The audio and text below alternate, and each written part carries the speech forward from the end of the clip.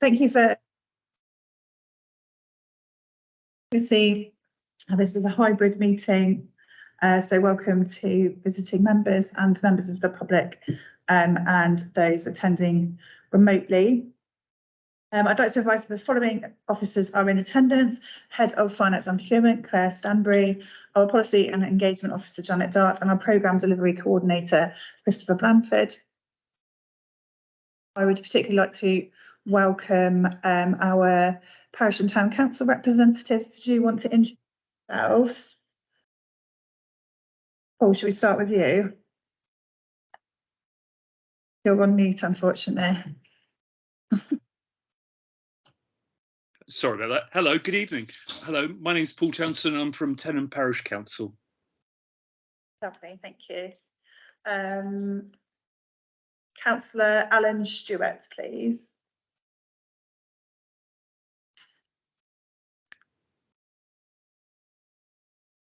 Okay, well, Councillor Alan Stewart is from Graveney and Goodnestone Parish Council. And we have any other councillors on? Councillor Winkcliffe is here as a visiting member, and Sue Elworthy. Did you want to introduce yourself, Sue?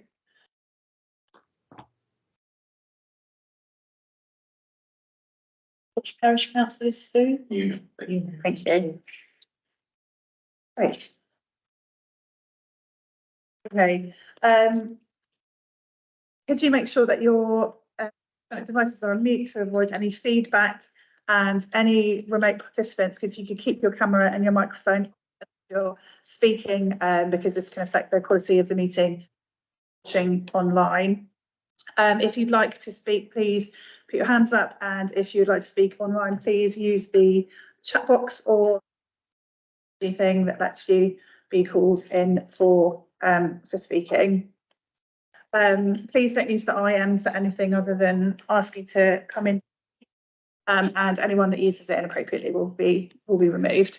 We're not aware of procedures, so in the following, if there is an alarm that goes off, please make your way down the stairs and out through the fire exit at the bottom there. And if anyone has any additional needs, could they just let us know now quickly by show of hands? No problem. Okay, agenda item number 2, apologies for absence. Yes, we have apologies from Councillor Lloyd Bowen, Councillor Alistair Gould, Councillor Kieran Golding and Councillor Mike Henderson. Does anyone have any additional apologies to give? Agenda point number 3 is to approve the minutes, which the meeting held on the 15th of June 2023, which is minute numbers 97 to 107 as a correct record. Does anyone have any comments or corrections to make on those minutes? Great, well, I'm happy to propose to accept the minutes from the chair. Do I have a seconder? Thank you, Councillor Jackson. And can we all vote on that, please? Agenda item number 4 is the declarations of interest. Does anyone in the room have a declaration of interest at all on any of the points on this evening's agenda? Nope. And then agenda point 5, sorry, is I'd like to welcome Councillor Richard Palmer, who is in attendance to lead on this item, where he will share a PowerPoint presentation and comments can be made and then fed back to the Parking Policy Working Group. Thank you to Councillor Palmer for attending.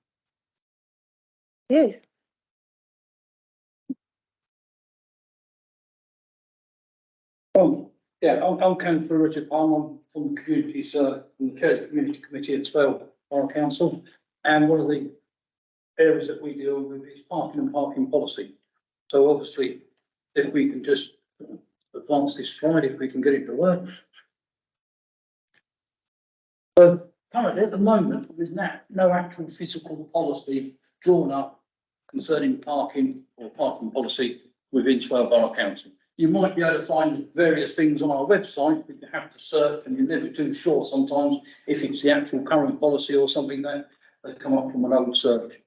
So the idea is to draw everything into one sensible location. So we've set up a members working group. and it's drawn up from representatives from each party. So it's a politically sort of balanced group.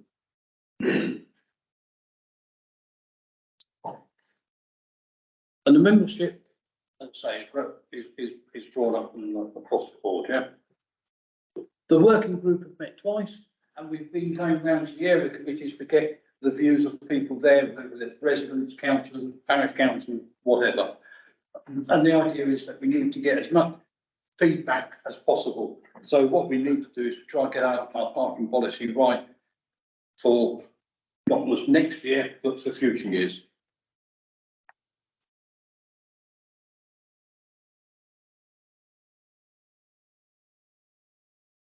So, the working group proposed some things.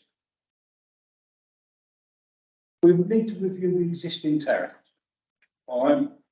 There has been some feedback already, and I've no doubt councillors, borough councillors, probably town councillors or parish councillors have had residents sort of say and highlight issues. So we've considered to look at things. One of the things that we've looked at is, should there be a different rate in certain different areas? A more prominently well-used car park in the evening may well be worth still charging, whereas outside town or car park in an area that's not really used that much, is there any benefit for having it charging?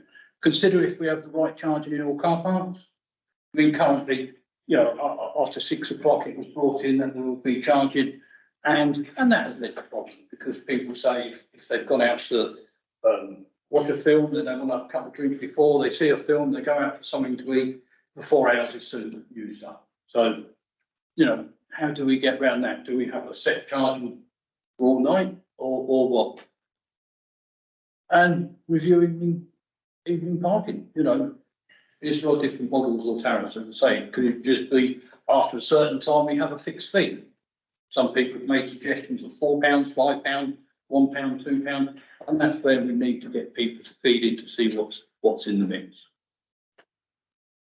And consider if we should be charging for motorbikes. Some people have brought up the idea that they feel it's unfair motorbikes aren't being charged, and perhaps we need to look at that in the mix and see if it's viable. But sometimes you can bring something in and it has a knock-on effect because it's very hard. You can't put a ticket on a car, on a motorbike, like a machine ticket. So they have to be all done by an app.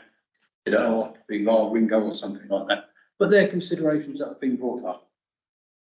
What I want, you know, and it's easy to say, a lot of people say, well, I have free parking. The only trouble is, and I'm sitting here near someone who deals with finance, so they're probably sitting there thinking, God, what's he going to mention next? Council has no money. The only money the council has is what the public generously gives us when the council tax comes in. And you look at this demand and you think it's gone up again and you curve. And the other way that the council can raise money is car parking, to be quite honest. And by raising money, that maintains the car parks. It also maintains some of the services that we need to provide. The council, as with many other councils, is facing severe financial pressures. However, saying that, what we need to do is to get the charging policy right and fair and equitable across the board, that people can see that it's reasonable and their views have been listened to. But at the same time, we can't make decisions that is going to put some of the core services that we need to provide at risk. So there is a fine balance, and it's very easy to say, you know, nothing's ever free. Well, some car parks, when you resurface it, it costs £27,000. Where does that come from? So from car parking charges, the maintenance of the car park can be maintained, etc., etc., etc. So there are very challenging times for a lot of local authorities. You've seen in the news, Woking, Birmingham, Croydon have all issued what they call a 114 notice, which is perhaps in the same plain simple terms is bankruptcy. Swale is nowhere near that, but some local authorities in Kent and the principal one, Kent County Council, are allegedly quite close to that. So we have to be very prudent and after how we deal with finances. Did I get that bit right? You did. And some people have said, you know, They'd like to see the times, and this is feedback I've got from the public, of the controlled parking zones increased because evening parking has displaced some traffic into roads that it doesn't normally do. So that may be something that we look at, or depending what the outcome is of the consultation. Well, we're lucky. We've not long had a change of machine, and then the machine will take anything from card, money, good old pound shillings and pence, cash into the machine, or you can pay by app or telephone should you so wish. So you've got all the payment options there anyway. There may be certain sites or certain car parks that might just go to Ringo only, and there are a couple. East Street in Sittingbourne is so small that to put a machine in there, it wouldn't be viable. And there's other sites that are in very stuck outside, mainly affect Sheffield, where when they put charging machines there in the past, they've been ripped out within 24 hours. So it might be that could be an act or something like that that they have to pay. But in the main, there'll be all payment methods. Well, set out the principle followed with enforcement. A lot of people say, you know, people don't come out to the rural communities. They're going out to try and just make money, and that's not quite correct. But I think what we need to do is be a bit more open to how the enforcement takes place, the abuse that they get, the threats that they face, and where they go out and do the enforcement. And we need to consider links to the climate emergency. And I've always wondered why we don't, as an income generation, if it's at all possible, I think we should look at it, is some of the large car parks, is it feasible to put things like solar panels over them? Then in the winter, your car's protected and you're protected from the rain and the snow and whatever. And in the summer, the heat doesn't get your car hot. And is that a way of income generation into the council? But at the same time, it's sort of saying, as a council, we're recommending people to think about the environment and we're showing our commitment to it, if that's a feasible thing to do. The working groups and officers have started working drafting the policy, so we're working as feedback comes in, and we're welcoming feedback tonight, and you need to take this away because the policy will go out to consultation in November. And sometimes people say, well, not a lot of people respond to these consultations. Well, I think it's the job of councillors to make sure that residents in their area know, whether it's the parish council, the town council, councillors, they should highlight this. And if people have got strong feelings, opinions, or they think something should be charged or not charged, or whatever, they can highlight and bring that point up. Before starting work, the working group would like to hear your views of the 4 area committees, and the Eastern one tonight is the last one. So I'm not sure if you say the best or last, but that we'll find out in a minute. Ellie, but we're going to meet early next week and look at the SIF floor. I think we've got a couple of meetings coming up. So what do we want?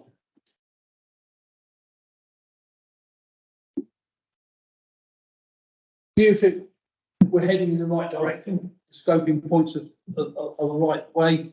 And really tell us if you think there's anything missing that you think should be included. There, make notes and write down everything that you say, and at some later stage it may well be used against you. Now, if I ask the chair if you could control the floor, and I'll answer any questions within reason. Does anyone have any questions for Councillor Palmer and Councillor Jackson? Go How much revenue, actually, I suppose it's to Claire, how much revenue have we actually raised by having nighttime charging? I'm going to give you I don't know. So I made a figure up in my head. I have a figure in my head, but I'm not sure if it's right. But what I would say is it's probably keeping a lot of services that we would provide, they would disappear. I think in fairness, one of the things that we want to put in a report is what is the income from the parking. Now, I've got a figure in my head of 170, so I'm not sure if that's right. I'd be a little bit more than that, but again, as councillor Palmer has said, certainly when we're looking at this and doing the review, we will, and I know Martin Cassell, who's the head of environment, he is very closely looking at those kind of figures, so that we will be able to report that that is being generated. At the budget, they put down 75,000 would be the expected increase from evening park or parking increase and evening parking. But that's been exceeded. Yes. And so I've got one more question at the moment. A lot of my residents live in very little terraced houses and they pay the parking permits. They can't in the evening always get a space, even though they pay the parking permit. Up until we were charging the night time rates, they were using the central park for their cars every night. So now they're actually paying twice. They're paying for a permit and to park their car at night. Is there any way around that we can consider for these people? You're not the only one who's raised that. I think Janet's made a note of that. I can't give you an answer tonight because things like this have to be decided based on the evidence and the information that comes back. And it's going to be decided at full council when the budget is set. So, but have been raised. Either, I think we need to look at either increasing the time that the permit zones are. So if the car park is open to midnight, why not put the parking zones up to midnight? And then those people who are coming to visit the town, because the same happens in Sittingbourne and Park Road, people will park there because it's easier. Well, it doesn't cost them anything at 6 o'clock. Well, that's somebody else asked something. Okay. Councillor Crowfoot, did you have some questions? Hi. My question is, do these well members receive side parking? No, well, no. I pay £60 for a permit because so tonight, and I pulled up into that car park, because I'm in council business, I don't have to pay, but I paid £60 to have my car registered. And that applies to most car parks. It doesn't apply to the Forum and Bell Road in Sittingbourne. Or the multi-storey car park. But if I came down here to meet someone and have a drink in the pub, then I must pay, or I should pay. Some councillors may not pay the £60. They must pay when they park. The same as anybody else. I'll explain that well. So essentially, you're paying the park and casual business. Yeah, I could, if I didn't pay the £60, I could park there, get a ticket and fill in an expensive sheet at the end of the month. I don't like doing paperwork. So I look at it as it's a convenient way of me to pull up. And I can probably show you Ringo app and say, on that evening, you can see I pay for parking. I think Who's that? Yeah, Councillor Williams and then Councillor Lehman, please. Thank you, Chair. Thank you for this presentation. As the lifetime charges are coming to court, there's been a massive increase in parking within town centre roads, particularly Preston Street, which wasn't always the case. People did park there to go to the takeaways and other things like that. It's become that people kind of use that as a kind of a three-way of getting out of paying because it's not enforceable. You need and I think so people use that. But the problem is, I think it's become a massive problem in the sense of potentially becoming safe because fire engine need to go through there potentially and probably wouldn't be able to do that because most people used to park on one side of the road and park on private locations. So I think in terms of the feeding into this process, it's about how if these charges continue, how we manage, how the council can manage those spaces so it doesn't become car park, cause issues with potential emergency vehicles, etc. I agree with you. It goes back to the previous question because if I can park on a road, I don't have to pay, and the car park just around the corner, I park on the road and walk around somewhere. And that's nature, that's human nature. But it's the law of unintended consequences that you put something in and something else happens. So if it's double yellow line, unless it's paid with a time, that would be 24/7. If it's a single yellow line, it says it's placed on the sign. Well, if they're parking in the evening, I've got a funny feeling that's a single, but it might not be. But if it's double, then it is enforceable. The fire brigade sometimes do contact and say this road is a problem. And councillors can always speak to the fire service. I've had them come down with the road where I live, just to check that they can get down there. Right, councillor Lehman and then councillor Townsend online, please. I just wanted to ask a point of clarification on what councillor Palmer said a minute ago. If he didn't have the subsidised parking and came and parked here this evening, it sounded like you were saying that you could claim that back on expenses at the end of the month. Well, when they send that So form back off. councillors could reclaim parking fees paid during a month in the course of council business, in which case is he paying £60 just to avoid filling in 12 forms during the year? Yeah, it's convenient. To be quite honest, it's convenient. I didn't realise that. Right. What, you've not been claiming the money back, or? I haven't been claiming any, no. Okay, councillor Townsend.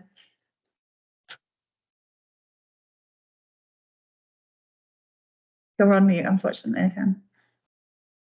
Yeah, no, sorry about that. Just a sharing example. I came from, or I was brought up on the Isle of Wight, and they've got a similar scheme for charging, and they actually offer residents and visitors monthly and annual parking passes.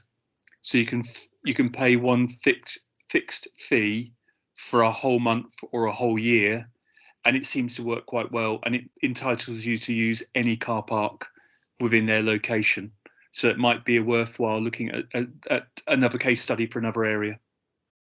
And I agree with that, and that has been raised by other people, and that is something we're going to, can't guarantee anything, but that's something that's going to be looked at in the next. Thank you.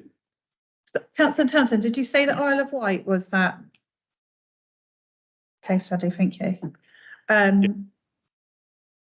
Yes, it was. Thank you, that's really helpful. Councillor Collins.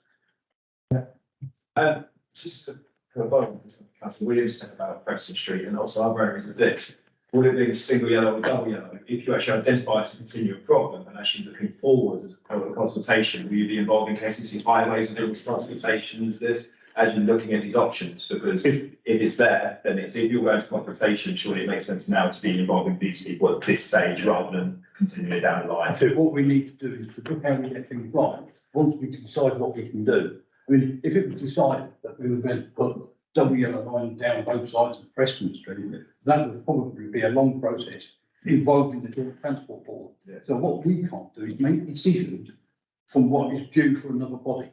Well, yeah, I understand that point, and just sorry, just to follow on, Chair, from that point. I understand that point, it's the case of, I use Preston Street as an example, but I mean more as an overarching for the entire site.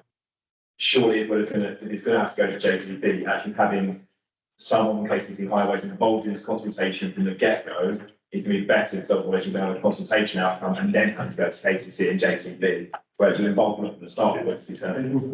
It would make sense that KCC highways actually can come to planning. So, and planning probably has a bigger effect on the road network, and they won't turn up to planning because of resource issues, I believe. But, Councillor Crayford. That's you, yeah. So it was just point where the colleague said about other areas. So if you go to Whitstable, which is like 15 minutes away on the coast, you can park all night. I think. Yep. So I think because you asked for feedback, I think having a flat fee for for all night would help businesses and nightlife and thing. But I do want to raise the point that you raised that in the central car park, you can only park for 4 hours once a day. So if you came in the morning, do some shopping, you can't then return to go out and evening. So I feel like at the moment, not only are we suffering businesses by charging us, we're also suffering by time and the amount of time you can park in the car. and you're right, and it's interesting the 4 hours, because You said you can't park for 4 hours, you can't do it twice in a day. Well, if you drove your car there in the morning and your partner who drove the car there and parked there in the afternoon, it's the car, not the person. Yeah, exactly. And you may never know that you use that car park. Well, I'm former Swale civil enforcement officer, so it's the least popular person in the room. But I think actually it's no return within 2 hours. You can actually park in there 4 hours in the morning and then park in there in the afternoon, as long as you're not back in within 2 hours Yeah. of leaving. And just from Councillor, just from conversations at the working group, which I'm also a member of, that it's functionally, it's a lot more efficient to put an overnight charge on than to look at changing the traffic order for the car park, because that would then, the turnover during the day, if we were to make that a long stay car park, it knocks onto turnover during the day, which is obviously when we want that kind of changing of places. But actually in the evening, there is a little bit more leeway to be able to look at an overnight charge. So that's something that I think everyone in the working group has said would be a really helpful thing to look at. Councillor Ben Martin, please. Just to clarify first, in terms of the idea of subsidised parking, that permit doesn't just get you out paperwork. It's the only way you can park at Swale House as a council. I remember reading the document very well before posting 60 quid. Is it? Yeah, we're not allowed to park at Swale House without having a permit that's paid for. Yeah, define Swale House to me. The Swale House car park, Undercroft and the park side. The one immediately opposite is one of the exempt car parks that are not allowed to use. Yeah. That's strange, because I was told, if you park in the members' bay, that's fine, because they're reserved for members. Not with that permit. But They can check it. That's just a simple enforcement. that's not a permit, it's not easy. My first point, is there any concern around KCC removing the devolved power regarding on-street parking? Because that is technically their ability, not ours, and should they wish to, they could take it back and the revenue that comes from it, and that revenue is strictly ring-fenced It is, for the use of enforcement of on-street parking Yeah. or regulations. the improvement of the highway, whatever. The second one, is consideration being given around local hoteliers. I'm thinking particularly the introduction of the overnight charging has put a disadvantage of our independent and smaller hotels to the big boys like Premier Inn. Not really funny, Premier Inn has a big car park on the outskirts of town. They can do what they want with it. If you want to stay at the Sun Inn or the Quay or the bed and breakfasts in town, all of a sudden you've got to make sure you're out by 8 because you've only had your 4-hour party. Oh dear. Yep. That is we're taking business off of those. That would be nice to get the hotels and bed and breakfast to feed into the consultation. And the third one from me, is consideration being given to following suit of the likes of Canterbury, where they have used ANPR as opposed to pay and display. There will obviously be a cost benefit analysis that would have to be done. Given that some motorists may only wish to stay for 1 hour, pay for the parking they use, and the experience that I've certainly had working in that area was that all of a sudden, instead of customers rushing back to the car park and skipping that coffee that they might have had, they know actually we're only going to pay for the parking they use, so they'll stick around that bit longer. They're not running, they're not using that, losing that last half an hour. Is that a consideration that's being It made? was looked at about 2 years ago. The trouble is, a lot of the car parks need a long leading, and a lot of our car parks don't have that, so it has to film you on the way in, and then you have to pay it, you pay on the way out. I mean, that would be an ideal solution, because I think it's great you can come, I think we should change the tariffs as well and have a 3-hour parking period, not 3 hours, but 3 hours in time. But, what was point 2? Because I'm just in what point 2 was. So the second one was around the hotel, it's the overnight charge. Right, yeah. Yes, and where it's standing is. Yes. Yeah, I see that as being a problem. Councillor Martin, is that To me, okay? Councillor Speed. I Thank you. Thank you, Councillor Palmer. Very good summary of the issues that we face surrounding parking. And looking at the scope of the working group, I'm interested in you looking at the impacts of that lifetime policy. You could call it unintended consequences it's having on other organisations. For example, I'm hearing volunteer groups are saying that their volunteers are giving up because they can't afford to pay the parking charges and are struggling to get people to staff. Yeah. Events in the evening, also businesses may be suffering because people, you know, the price of going out to the evening is so high now, people are paying parking on top of that. Maybe they won't go out quite as much and revenues will fall for those businesses. I know it's a bit difficult to extrapolate that from the cost of living crisis and all the other factors, but is that something your working group could look at in terms of the loss of revenues to the local business community? I think it's very hard to look at loss of revenue to a business because, I mean, businesses are facing a major problem with, as you said, the cost of energy prices is probably having the biggest impact. Cost of fuel. Supplies, you know, I run a business and I've had lots of people saying, we book our venue, we have to put the prices up 10%. We're very sorry. We've tried to hold as long as we can. Some venues, they charge an extra supplement on winter hire because they have to have more lighting and more energy, more heating. So it is a struggle, a lot of businesses and a lot of people struggling. I think there's a big mix. It's gone up by 10%. I'm sure the price of the cylinders, everything is going up, food's gone up. And what we don't want to do is add to a burden to a lot of people. So where we can, and I think that's why we're looking at changing that evening tariff to a fixed rate tariff throughout the evening. What that will be, whether it be £1 or £5 or what, I don't know. But that's on the feedback. The volunteers, I think that is one of the laws of unintended consequences. But I think to try and work out a process to put someone's vehicle in as a white list and they can turn up and have free parking only in the evening and define a volunteer. I go around and look after my aging grandmother. I'm a carer. I save the NHS and the social services a lot of money. Why don't I get free parking when some of the teachers swim lessons do? You're never going to win that argument. But if we can get a price that is fair, and I don't think hopefully that problem will go. Councillor Crayford. So I disagree. I think you can find a volunteer, and it's a very good point. But Councillor Skin Rain having unintended consequences that we are living through a cost of living crisis, and we shouldn't strangle the volunteering groups that are existing. So, feedback I would have is that I would think the working group would look into how they would support volunteer groups. The cost of supporting them would probably outweigh the benefits, to be honest with Kevin. So there's always a cost involved, whatever you do. Time, effort, money, producing permits, producing this, staff time.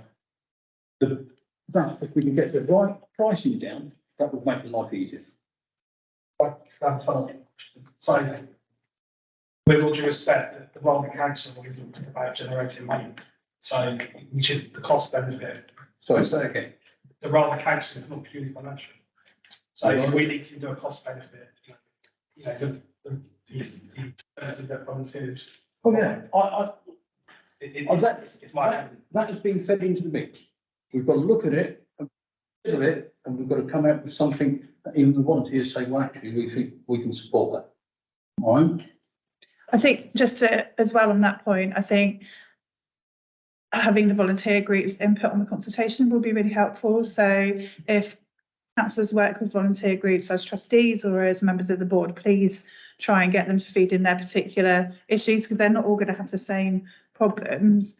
And then a second point would probably be that when looking at volunteer groups, if we were to, change car parking dramatically and, as an example, lose £20,000, does that £20,000 then knock onto the money that we were previously giving the volunteer sector potentially? So it's about weighing that up, isn't it, as a council, and making sure that we're making the right financial decisions for the council, but also being able to support those voluntary groups in an effective way. Councillor Williams. In this process, is the EV parking charges being looked at? No, all parking charges will be looked at when the budget is set. EV charging is looked at last year. No doubt, if there's a rise of whatever, if they say we're going to rise everything by 2%, 3%, 5%, then the EV charging will probably be involved in that. But it's quite an attractive rate at the moment. Councillor Trevor. Oh, sorry, no, Councillor Ben Martin, then Councillor Trevor Martin. I got my mind messed up. I'll have to check. So just coming back to one, you saw earlier the mention of differentiation between areas on parking. Don't we already have that? If I go to the cinema on City Hall, I get subsidised parking in the multi-storey. If I go to the cinema in Pavilion, I have to pay for the road. Yeah. If I go to Swallows Leisure Centre or Sheffield Leisure Centre, I get the parking fee. If I go to Faversham Pools, I have to pay. And I hear the same from Sheffield for their pools. I remember that was decided. I believe you voted in it when you was on the cabinet, and you voted that discretionary, as so did I, for Swallows. What's the other? There's The cinemas, I mean, contractually, I know that was contractually arranged before even the 2019 election, when the coalition took over. And it's very, if you try and get out of a contract, then you can finish up having more costs than it's worth just continuing it. It's just whether that will be looked at as well during this process to ensure a degree of fairness, because naturally that's the first thing that's going to come up. And of course, like yourself, I was tied under collective responsibility at the time. Yep. I don't have that problem now. We need to get it as fair as possible, but where there's a contract with obligation, I don't think we're going to cut our nose off to spite our face, but we can't also give out money that we don't have. Councillor Trevor Martin. I think Councillor Ben Martin actually got in there first. I was going to ask, can this please look at the subsidies that are given to various organisations and groups in other parts of the borough that are not actually given to anything back. And I think that's something that I get very strongly from people that I can go to Swallows. Why are they subsidising Swallows? I'm not. I believe Faversham Pool got £80,000 last year. This year. They And then previous year, they had £100,000 grant. Yes. Swallows didn't get. But with great respect, Swallows had a brand new roof that had to be paid for by the Slough Borough Council. I do know. Because that is Slough Borough Council's property, and we are contractually obliged to look after our property. And if you didn't have a roof on, and the money they were losing, which we would have to compensate them for if they closed down, so we had to repair the roof. I understand, and I look forward to when you repair the roof on Faversham Pools, which I know is Slough responsibility. Thank you. Okay. Does anyone have anything? Does anyone online have anything they want to add? I think that's been really helpful. Councillor Palmer, do you feel like you've got a good lead out? Yeah, I think so. Got all that down.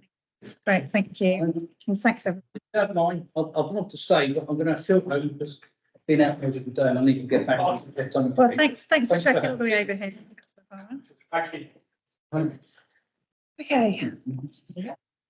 I'll let you go so that it's not awkward for you. Okay, agenda item 6, report on the bus consultation project. Christopher Blanford, the programme delivery coordinator, is going to give a presentation on the updates for that. So over to you. Is that the standard? Wherever you're comfortable, that's fine. Okay, so this in the agenda pack, we can find the report which is produced. So the purpose of this presentation is to present the findings of the bus consultation report, which you can find in the agenda pack. As it says, it's been prepared by Project Centre Limited. The Eastern Area Committee agreed on the 3rd of February 2022 to award £10,000 to undertake a public consultation on local bus services There was a slight delay in launching it due to a lack of resources in our department, but eventually we launched with Kent preparation for it. It's important to note that Kent County Council has statutory responsibility for bus services in the county. Stroud Borough Council has limited influence over the bus services in the borough, but we can provide a consultative and lobbying role to the county authority and bus companies as they decide services in the future. We have also a role through the planning authority as well, particularly like the local plan. So in that way, that we don't have responsibility for the buses, we had to consider that within designing this survey, that there was certain information that we're legally not allowed to collect. But within those confines, we sort of found a way through it to collect information that we see in the report. So the consultation began on the 28th of March 2023 and finished on the 27th of April 2027. In the time in between that, we used to develop the project brief and consult with the members who originally proposed the project, just to see what they hope to see from the project.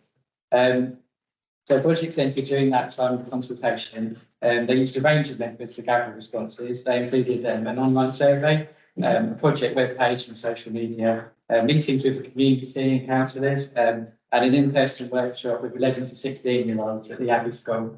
So that was for the school day. So that's basically how the survey worked.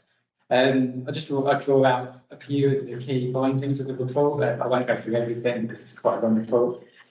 So most people who responded to the survey said the main reason they used the bus services, was either they don't own a car, which is kind of like what you'd expect, or it was more convenient than taking the car, which is an interesting response.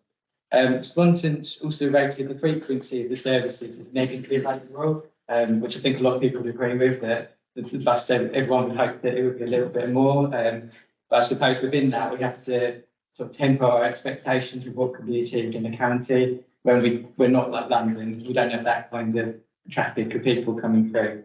But it's still interesting that the public would like to see more frequent. And the majority of respondents rated personal security on the bus as fairly good on their most recent journey, which is interesting. Most people who completed the survey noted that the accessibility for bus stops was fairly good, which is interesting from our point of view as well. Mainly because you would expect from the villages, accessibility to bus stops is not actually that positive because of limited routes and limited bus services. So it is perhaps, you don't necessarily have to agree with the findings, but it's interesting to see what has come forward. And improvements to the frequency of services were selected both in the most common 5 priorities for respondents, and it was in the top 5 of all respondents of the survey that there should be more frequent bus services. So it's quite important to note that going forward. So that's basically a summary of the consultation, and I just kind of wanted to know how you'd like us to use the findings of the report going forward, and if you have any thoughts on the way the report's done, the consultation, we still have to provide our evaluation response back to Project Centre. So if you have any comments on that basis, I can feed them back. Great, thank you very much. Does anyone have any questions? Councillor Lehman. I want to preempt, I know that Louise Merriman had shared a question which we talked about. If you've got that, could that be covered? We've got something from you, haven't we? Question being asked, yes. Okay, fine. If you're happy to let Rob lead, or did you want to go first? I'm easy about that. My questions kind of follow on from that. Okay, fine. Rob, did you want to lead with your question? The entire £10,000 spent on the report. Also, but the report and content page says section 5 is next steps, but it's not actually next steps. Oh, okay. In a way, this is our next steps part of the discussion. I would probably expect us to write that part anyway. The Project Centre are based within Swale, so we wouldn't understand the situation that we're in. But yeah, I'll take your comment on that. And on the £10,000, the contract was £9,800 we paid for Project Centre. So there was it was split into 3 payments across the time of the project. So there was like the preparation of the project management at the start, which included a number of data protection issues, which I kind of alluded to, which we had to solve. Then there was the consultation period that we had to pay for, and then the final payment was for the report and the analysis. Yeah, the remaining £200, we did initially set that aside to possibly use for the youth event. If it hadn't worked out so well with the Abbey School, we had that budget set aside to run a youth event in the evening where we'd have actually provided refreshments to draw in the young people. But as it was, the Abbey School, like, it was within the school day, and look, the children were happy to come as part of the school council, so it wasn't really needed to use it for that. Councillor Lehman. Thank you. I am disappointed to hear that we spent that much money on the report. I'm not very good at being like scathingly critical of stuff, but I'm incredibly unimpressed with the quality of the report.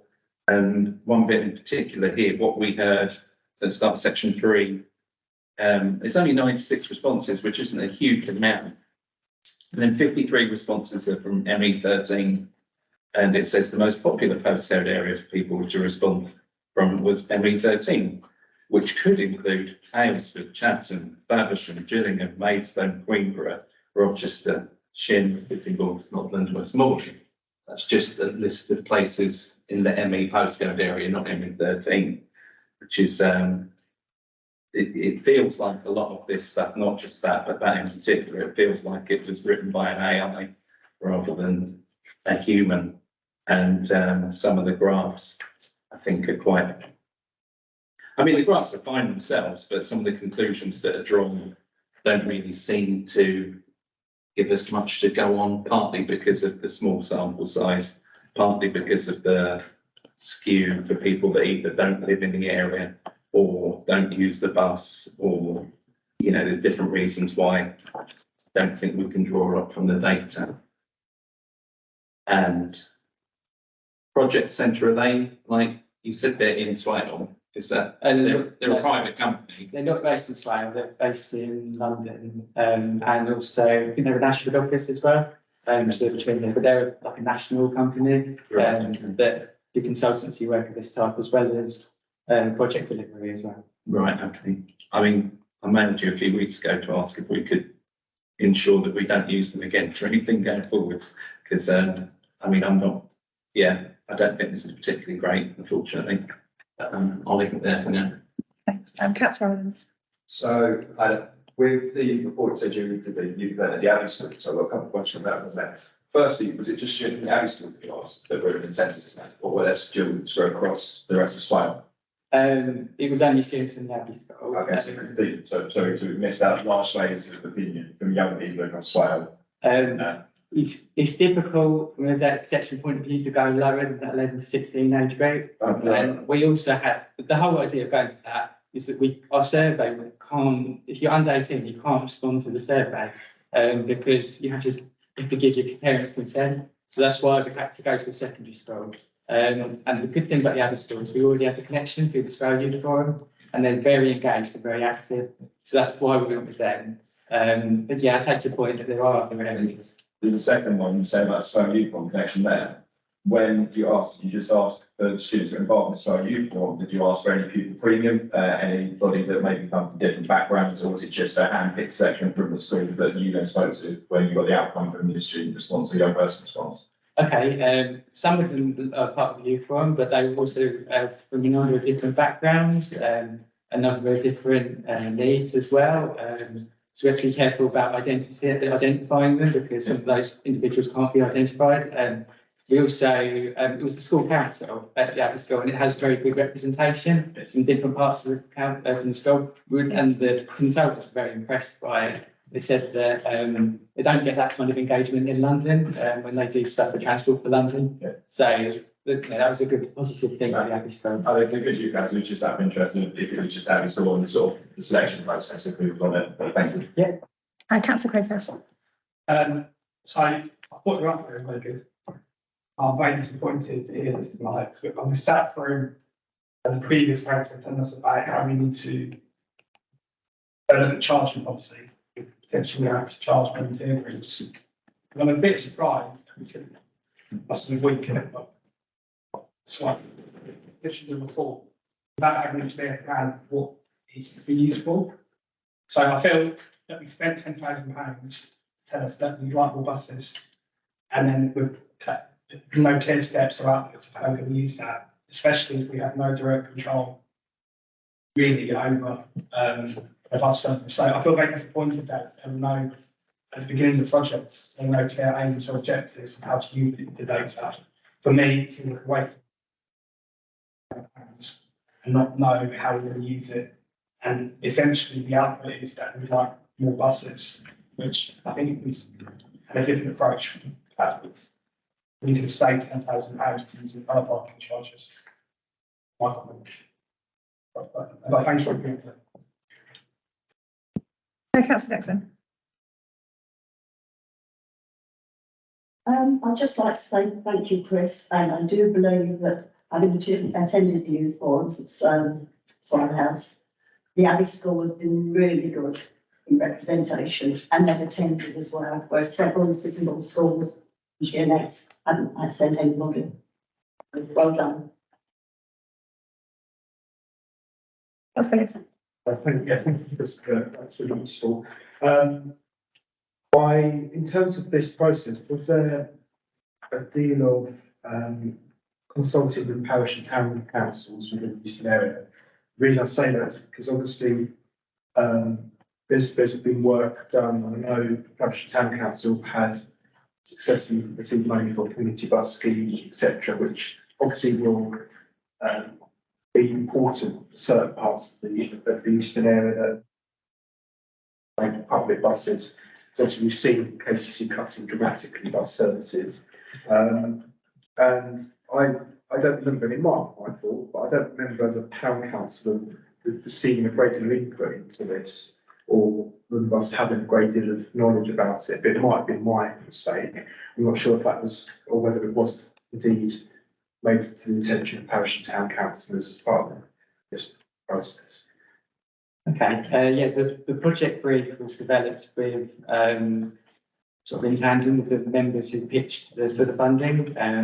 So like Councillor Alistair Gold, who's still on the committee, and Councillor Mike Whiting was moved to the island, and former Councillor Julian Silvers. So the three of them had involvement, sort of like the brief, but no, I didn't go, I don't think it went any further than that, but the brief point, the project brief, but when the consultation actually commenced, part of it was to discuss it with parish councils, and those free community, there were like online community events that were run. So the emails were sent out to parish clerks to send out to their councillors to invite them to join the meeting. If I'm honest, the take-up wasn't that great to the meetings, but it may be the timings and other issues, and you can't, it's not always lack of engagement, but we know this is a very sort of engaging issue. But yeah, so the opportunity was presented, like opened up for people. We also offered, I think we were happy to do an in-person meeting if the parish council would have preferred to do that, but we didn't get a take-up for that. Thank you. Councillor Townsend. Hi, a small request, Chris. If you do another one of these events again, I personally would be very interested in future ones. Unfortunately, I didn't get to hear of it, so it may have gone into our clerk and not come out. Could you also copy the chairman or chairperson into the communication when you do a cascade going out? Okay. And the second part of it is, if there was like I'm sure you have a communication campaign for a number of different activities over the next quarter, next 6 months, or whatever it may be. If you could share the communication campaign dates in advance before you come to the individual projects, that would then help us be aware of something incoming, because I certainly am bombarded by email, and it'd be very easy to miss one single email. So a calendar of events and copy it to the chair as well would be great. Thank you. Yeah, thank you. Yeah, Councillor Steve. Thank you. Just echoing some comments that we've made already, really about value for money. £10,000 does seem an awful lot of money to really spend, given what we learned from this. And if there were only 96 respondents, that works out at £104 per person, which is in research terms, because I do quite a bit of research in my job, that is a very high figure. I just wondered, was there a competitive tender carried out to appoint the project centre? And there was, because it's under the threshold of local government of £15,000, we only have to get, we can basically choose the contractor we go with. We get a quote from them and then we run a test based on that, and the company is eligible. But best practice is to have 2 quotes for that price, so we did get 2 quotes for this one. And then we run it through our own internal checks to make sure it's eligible. The council has worked with Project Centre before as well. And they just they scored more highly compared to the other project, the other company. There was more work required with the other company, and it was too much resource would have been required from the council to run it. And really, what we needed was someone to go through it, and not without too much sort of management from the council, because we just don't have the resource to do that. Councillor Ben Martin. We're making the councillor Weeds first, because she might be making the same point. Oh, yeah. I guess. Louise, did you want to come in? Yes, thank you, Chair. I just wanted to go back to when we were, the comment about the clerks possibly not passing on information to councillors, so they couldn't attend the virtual meeting. I'm assuming all clerks, because it was on a blind copy, we received an email at 20 to 5 on a Friday afternoon to advise us that there were virtual meetings the following Wednesday and Thursday.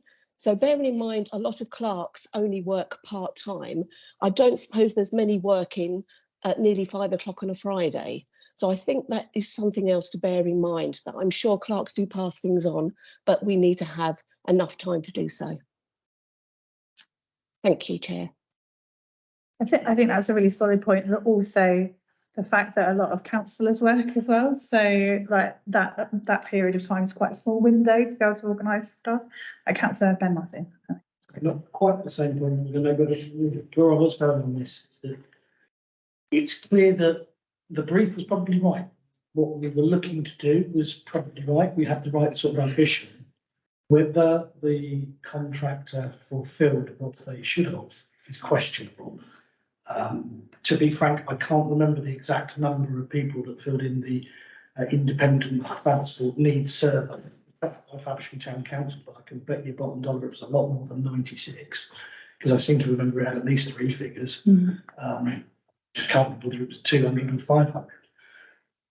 That had very little cost. That was literally a survey monkey and the town clerk's time. 10,000 is an awful lot to have spent on a consultant report. 6 responses, and that's got to put question marks in. As I say, I think the officers at Swale have done what they're supposed to do. What have the contractors done for that money? Not by the look of it, and that's concerning going forward. Realistically, we've got data that is numerically worthless. 96 correspondents out of how many thousand living in the east of the borough? How many people take the bus? Does that fill a double decker? Fill 2 double deckers? I don't think it does. So what is the use of this data at this point taking it forward? It's statistically non-important. Thank you. Does anyone else have any other questions? Yeah, Councillor Crowfoot. Hi, I've just got another question about the outcomes. Do you, as well, have any thoughts about how we should use the data going forward? Because I know you've come here and asked for feedback. Have you had any feedback from the other areas? Have you had any feedback internally of what you could do to get return on investment on this municipality? Yeah, so there's 2 parts really. There's our, as I mentioned before, there's our, I always look at the name of the group, the Planning and Transportation Policy Working Group, that's our council. It feeds into their sort of work, the research and the data that they collect, particularly when they're developing like policy documents for the council related to planning. So I think there is some use for them, they find it useful. The other option is There, I don't know how much I could say, but there's talk about developing again a few years ago. We had something called the Quality Bus Partnership, where we worked with the bus companies, the council and KCT sat on it as well. So there is talk about reviving that again in a different sort of form, so that we can engage with the bus companies a bit more directly. So I think what I've heard is that the report will probably go to that as one of the first agenda items. But I don't know where it is at the moment, so I can't completely confirm it. So, just if I might have a question, Chair. So, if that happens, hypothetically, we're going to spend £10,000 to give the bus companies the data. Well, the bus companies would have access to it anyway. It's available online in the agenda for these minutes for participating. And it's not confidential. Made sure that none of it was sensitive in that way. So there's no reason why they can't access it. I really hope there is. And KCC as well, and their bus department. Can I ask a question from the chair? So during the consultation, and apologies if I've missed this in the report, was there an attempt to reach out to kind of patient participation groups?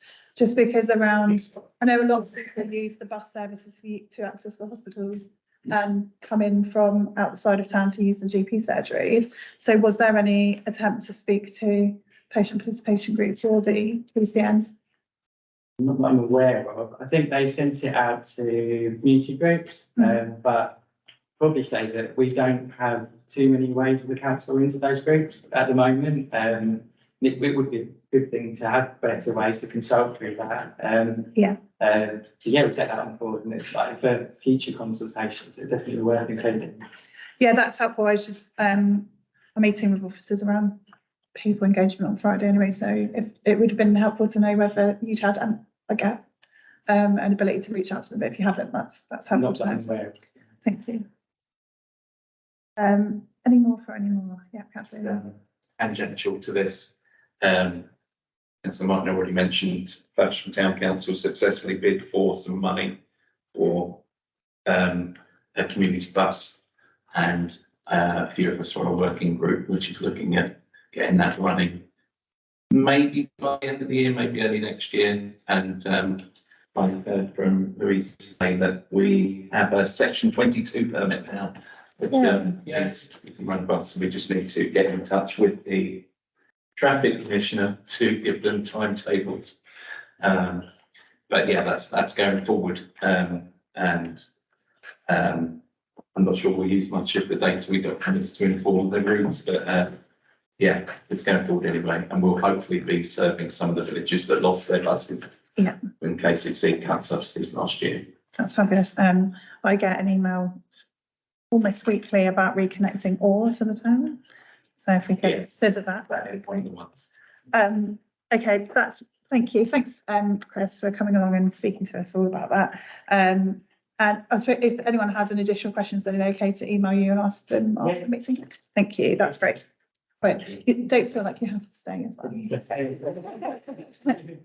Okay. Thanks. Plan update. So in June, we met in Tenham just to have a discussion around what issues people had in their wards and how they could feed into the work of the work of the council and their corporate plan update. And the service committee chairs and the vice chairs met on the 11th of July to discuss that at a workshop. And I think Councillor Lehman, you're going to lead on this particular report, aren't you? Said half of my introduction. Sorry. It's okay. Everyone, who was there in Tenham that lovely day in July? An hour late. Tenham, the roads of Gridlock. That's good fun. It's going to be known to the public. Good to see such a large turnout tonight. Fewer councillors today. So yeah, we fed in all of those comments, dozens and dozens of comments into a Minsa, and came up with 5 key areas for the corporate plan for the coming 4 years. And from those key areas, created these sentences that you see on page 39 of your agenda in front of you. Some of them are a choice of a couple of kind of sentences, and some of them are just one sentence, but we're after feedback and alternatives or preferences on any of these. So we'll just go through them in order and see what people's thoughts are. So the first one is community. Under community, we've got two suggested, what's the word? Taglines. Firstly, to enable our residents to live, work and enjoy their leisure time safely in our borough, or supporting and enabling our communities. Does anyone have any thoughts on or preferences of those, or thoughts, alternatives? So I do. I think, obviously, as a chair of the area committee, I wasn't invited to the workshop, which I think is a missed opportunity. But I think there should be something around community resilience that isn't in there at the moment. Resilience has been a kind of an important thing, especially post-COVID. And I think even with the cost of living crisis, community resilience is really important. So I think we should definitely reference community resilience. I second that. That's the Craig. So I really like neighbour residents to live. And when I think about community, I think about inclusive. People are inclusive are welcomed and included. So something about inclusivity in the community. Good. Cool. Anyone else? That's happy. Okay. On to economy. Support a thriving economy, which is a very brief one. Or support, and I think the word here should be "and" rather than "the." Support an economy that helps businesses in a sustainable way, or working with our businesses and charitable organisations to improve the economy. Do you have any thoughts? Councillor Crayford. It's me again. So I like working with businesses and charitable organisations to improve the economy. That's my preference. That one kind of says a lot more than the other two to me. You can put sustainable in that as well. Absolutely. I agree. Feedback. Working with our businesses and charitable organisations to improve and create a sustainable economy, or something like that. It's nice.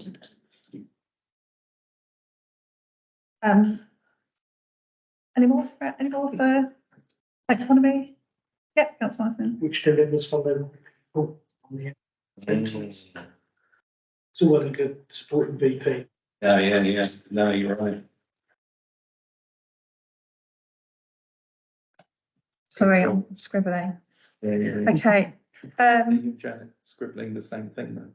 Yeah, but if I don't scribble it, I Double won't remember it, will I? So Yeah. Active remembering. Yeah. Um, Absolutely. Anyone else on economy?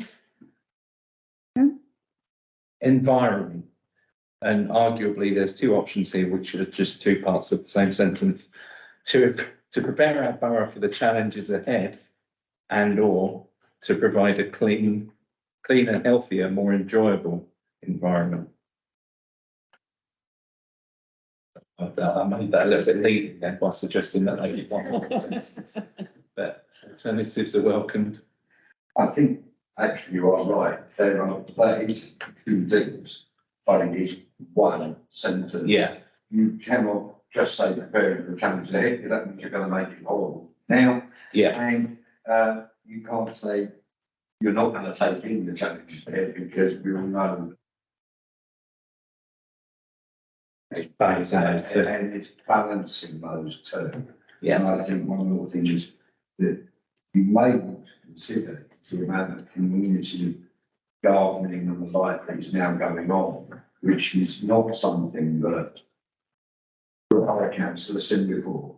And certainly the County Council hasn't seen much of it, because it's been a focus trying to make one of the big mowers I know.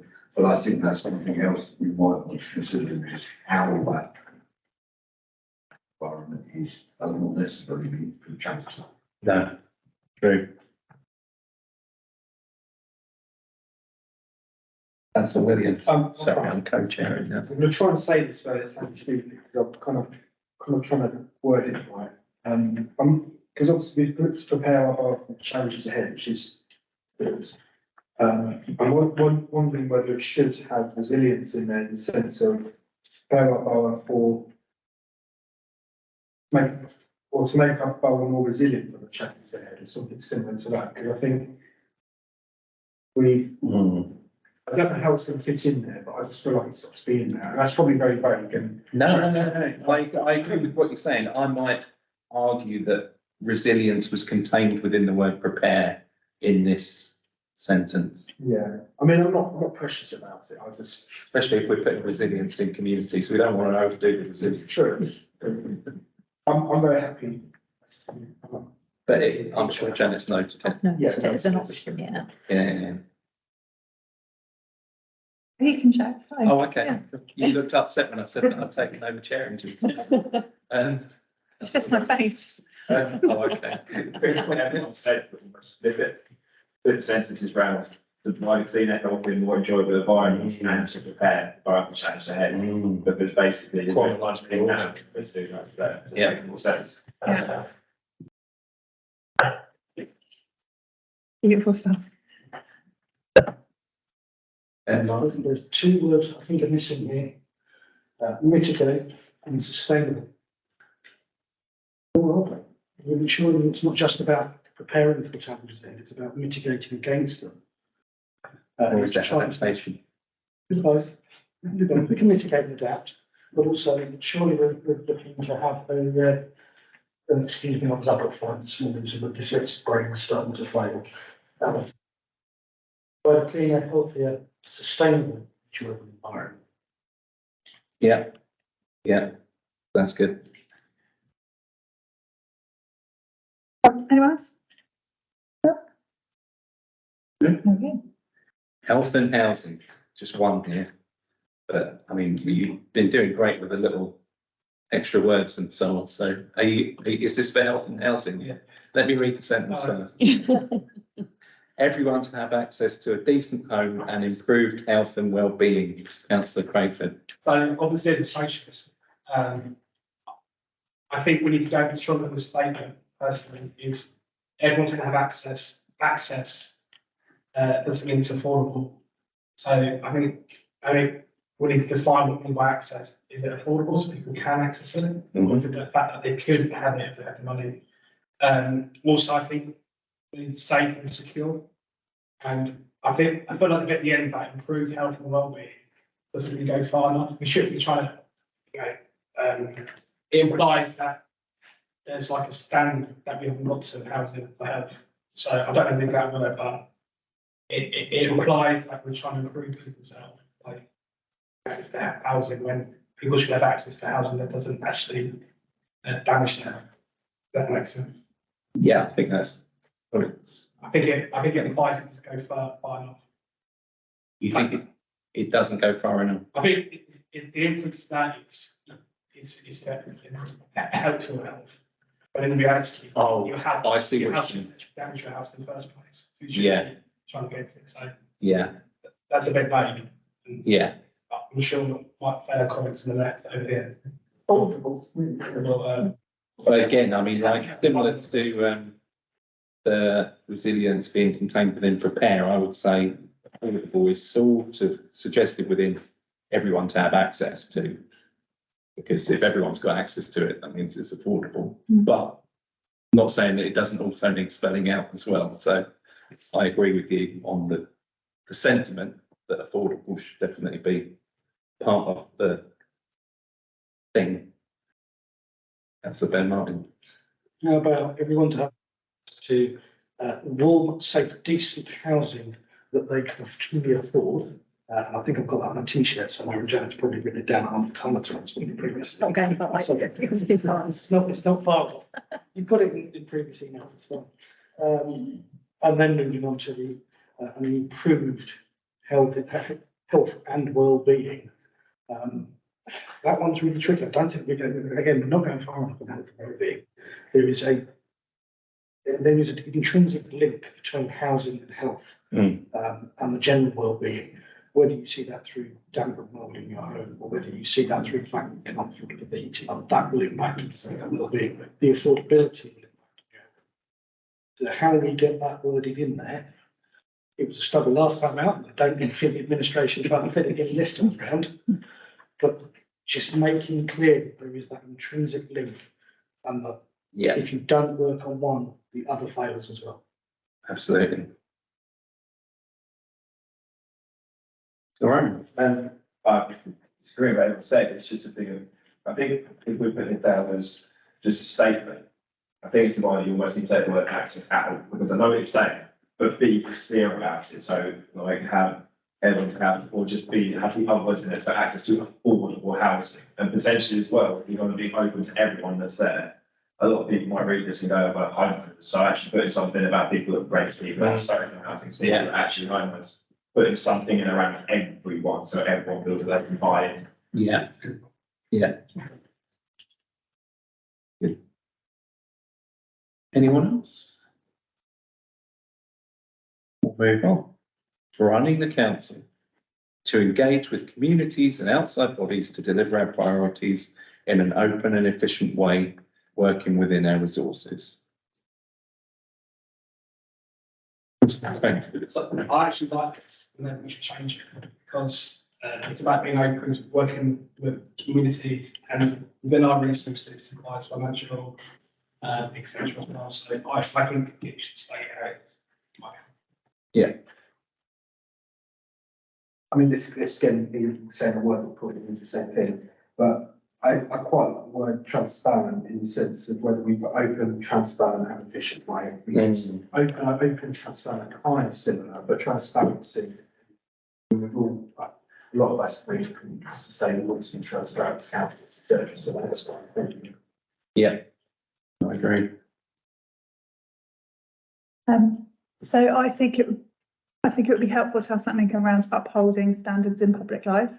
Because I think that there's been a lot of trust erosion through poor standards in public life adherence. So I think having something in there around respect and upholding standards is really important, just to kind of hit home to the public that that's something that is important in it. Yeah, no, I agree.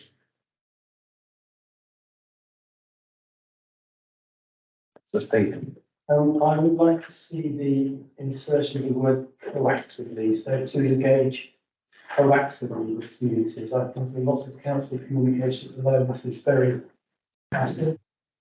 Work very hard to find out. We should be going out there and making people aware of them. Yeah, I'd yeah. like to see the word proactive. That's a good one. Yeah, it's a good one. That's right. Well, what Councillor Burton said about upholding standards, so this kind of thing, actually something about accountability. And actually that the council will hold itself accountable at times when it needs to, not saying it always needs to, but just open, transparent and accountable to the public or less. Yeah. Open, accountable and efficient way, maybe. Transparency. Or just take all that out and put Nolan principles. But they're very important. Yeah, yeah. Anything else? I think that's it. Thank you. Well, thanks, everyone. Thanks.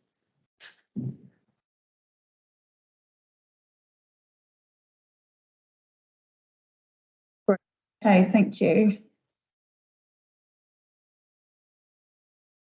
So agenda point 8 is flooding in the Eastern Area Committee. Now that has come up across multiple discussions in the area committees for as long as I can remember, really. On the a little bit later on in the agenda, there is a bit of an update on what's happened with Whitstable Road, and I think that work continues to be important. But I think there's also a lot of room to discuss the wider remit of problems of surface water flooding in Faversham. The fact that Southern Water have been poor to engage historically and continue to be poor to engage, so that we don't feel like we're constant. I know you'll have a question about this. I'll bring you in at question time if that's okay. I'll bring you in at question time if that's okay. Yeah, I'll bring. Yeah, I'll bring you in at question time. Thanks. So what I think would be really helpful as a committee is to just how we take that forward, because it might be that we have a member who is particularly interested and wants to lead that particular project, so that we're able to feed back to the committee anything that moves forward with it. That would probably involve continued contact with the MP who's previously been involved with Southern Water stakeholders, with Kent County Council. That is not something that I have the time to do. As a full-time working person, I can't make time for meetings during the day. It's not feasible to do. So is there a councillor in the committee that is interested in developing some more work on that? Because I'd hate for this to kind of go cold and then not to a point where there's actually some feasible action on it. Yeah, Councillor Williams. Thank you, Chair. Yeah, and obviously, as you mentioned, it's been something that's been ongoing for a long time. There's been significant work, as you mentioned, Worcester Road, which is in myself and North Chair, and there's been work that we've done previously with residents and KCC and MP. And I've worked on it for a while. I mean, there's various things at the moment that I've kind of still working on that I kind of feel that need to be chased up and further meetings to do. So I'm happy to kind of look at those and continue some of that work, which obviously is very water specific in some cases, but it does feed into a wider Tidborough and Faversham, because they talk generally about those other areas as well. And I know KCC Council Anthony Hook is also been involved in a lot of those conversations. So as I've said to him here tonight, I can't speak on his behalf, but I know that he's still keen to make sure that he's doing what he can. So I'm not saying it may be in the long term I'm the right person to do it kind of consistently, but I just pointed out there's things that I need to sort of tie up and work on. So if that's helping. Yeah, I think that'd be really helpful. I think also just as ward members, you'll all have reports of where there are issues in your specific wards, and feeding those into a kind of a wider document would be really helpful. I think there's been a lot of concentration in particular areas, and we haven't, and that's been good because there's been tangible outcomes to that concentration. But I think we need to discuss it a little bit more widely. So if people could feed that back to yourself, Councillor Williams, would that be about that? And appreciate Mr. Taylor's point about foul sewage work as well. Again, that's a Southern Water continued issue, isn't it? So if people again have got issues around that, please feed that into Councillor Williams. And it might be that in the future we try and drag someone from Southern Water along to an area committee and hold their feet to the fire a little bit, because it has been really poor that there hasn't been a huge amount of engagement with the area committee despite having been asked to be here multiple times. So I think that's something we can definitely still push to get somebody to attend and speak to us in person. They have done that years and years ago, but not very. That's Martin. One of the concerns that I do have around here, it's not just Southern Water, it's South East Water as well. Yeah. Both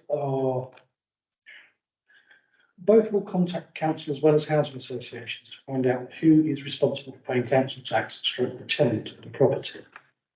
Now, I know at work, I deal with the emails there.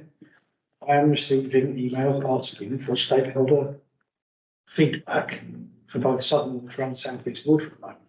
I've just checked my council account again to make sure that I'm not incorrect. Nothing of the like seems to have come through to the councillors, and I'm assuming not to the council as a whole. That is a concern that needs to be expressed back. If they're going to be doing stakeholder consultation with those that are providing data so that they can extract unpaid bills, they should be speaking to us about the other stuff too and getting our input. If we can find a way of feeding that back in, it would be helpful. Yeah. I think also that there's a wider point around South East Water and the fact that there's just so much water leaking onto the roads for weeks and weeks and weeks. I've spoken to them about 5 times about the one. So it's just causing mud and all sorts everywhere. And as we move into the winter months, I know that more pipes break and those water leaks become increasingly dangerous. So I think there's some accountability that needs to be held, especially given that the council have just committed to being more resilient to climate change. I think there's some discussion that needs to be had with good old South from Southern Water. Okay, well, Councillor Williams, are you happy to collate some information from councillors who are here and who aren't here, and just maybe put together a bit of a view of where the problem spots are, both in terms of South East Water and Southern Water, and then bring that back to the following meeting, either yourself or Councillor Herc? I think that would be really helpful. Is everyone happy with that as a plan of action? Yes, so I brought this up actually at Advising Wood when we had an area meeting. Apart from Councillor Whiting was on here last time. Okay. And the question was asked. Yeah. About leaks in town, because I said we don't like Osprey Road. Yeah. But nobody else agreed with me, but now all of a sudden, nearly 2 years on, you're all looking at me, you know. Well, I mean, that's good, isn't it? Years. It's great that we're all agreeing on it. So hopefully we can bring some positive work together. Okay, well, if everyone's happy, Mr. Taylor, I know you have a particular interest in this subject. So are you happy with that plan? Is that something that you'd be happy to help with? Because I know you have a lot of knowledge on the subject. I can't really offer help. What I'm trying to do is understand why after 30 years, yeah, the problem hasn't gone away, it's got worse. Yeah. And it's only going to get worse and worse as time goes on. Yeah. In terms of, do all the councillors understand what's going on Whitstable Road? You've seen photographs, have you? Yeah. Right, so it's a veritable river when you get rainfall of a certain intensity. Yeah. It would be interesting to see what the major work they've done on the Beanie drains impacts on that, because we haven't had a huge amount of rain since then, have we? Can I just comment? Yeah. All that's actually happened, the only two things that have happened on Whitstable Road over the last few years is Kent County Council have put in a beanie drain on the side of the tin shirt, on the side of this road. Yeah. And made and cleared out the drain into the Cookstitch Street. Yeah. That takes that beanie drain. And then more recently, about 6 weeks ago, they put extra highway gutters in. Yeah. On both sides of the Whitstable Road, between the Park Road junctions and Cypress Road. Yeah. Now, the thing about it is that's all fine. It's all wasted endeavour, because KCC will not talk to Southern Water Services and vice versa. Mm. Because the fact is that no matter how many gullies you put in there, the surface water sewers in that part of Faversham belong to KCC. Yeah. It's an historical anomaly where in theory they should belong to Southern Water, but actually they don't. But it's where their sewers flow into the Southern Water sewers where the problem is. Yeah. So nothing has absolutely been achieved. In fact, they probably made the situation worse, because what they've effectively done now is to put more outlets on the system that becomes hydraulically locked when you get rainfall of a certain intensity. Mm-hmm. So we've all seen the pictures that it's a veritable river there that stops emergency services, the police have to close the road. It's not just rainwater, it's sewage mixed with rainwater. Now that's the public health standard. Yeah, you've spoken about that before, haven't you? Yeah. I'd be interested, just to come back on what you're saying. We haven't had that kind of level of rainfall since the improvement works have been made, have we? No. So what my view is that if we have that level of rain and it's still the same, then we can hold KCC accountable. Before that, we're not going to be able to, are we? Can I just say the problem isn't KCC, the problem is Southern Water. Well, yeah. And it always has been Southern Water. Because as a company, they self-regulate. Yeah. So they have to take new foul flows coming in, etc., but they don't invest in any new infrastructure. So the problem of this flooding, and I'm talking about what's going on in the Whitstable Road and also cyclists going to a certain degree still. But it's all to do with hydraulic locking. That means there's too much flow in the system. It's an old Victorian boarding system. It's a combined system. Yeah. And until that is sorted out, until Southern Water actually replace sewers in a large part of Faversham, the problem is still going to exist. It's not going to go away. Yeah. What I think would be really helpful is for you to go head to head with somebody from Southern Water. Well, you can, but we've got like 3 more minutes. So they just refused to speak with me anymore. Yeah, but they wouldn't be able to if they were here. I would speak to them if they were here. Yeah. But I'm not prepared to listen. Yeah. I mean, why is it, I'm just going back over 30 years, the problem's still there.